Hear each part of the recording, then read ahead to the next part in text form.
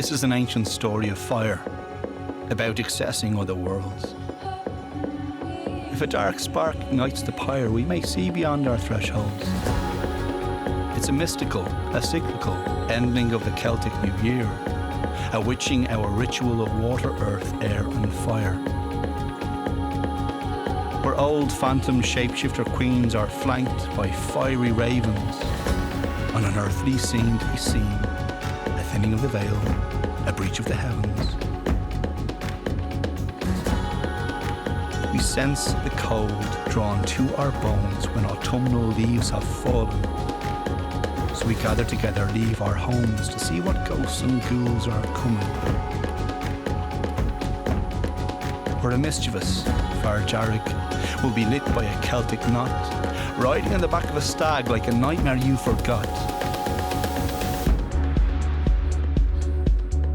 But the Boyne flows strong with courage, and Goddess Bowen inspires light.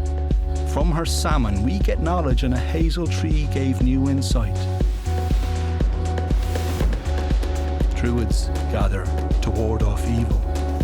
Atop a ring fort on the hill of Ward, these tales are ancestral, primeval, and told still by every bard. The Púca is a changeling spirit with lagomorphic golden eyes, who knows your very darkest secret, and with good and bad takes no sides.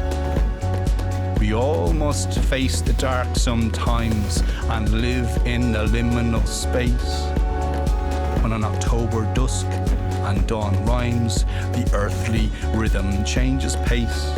Where no spirit can be vanquished, it's a supernatural sight. Now all but one flame is extinguished on Iha Howan, our darkest night.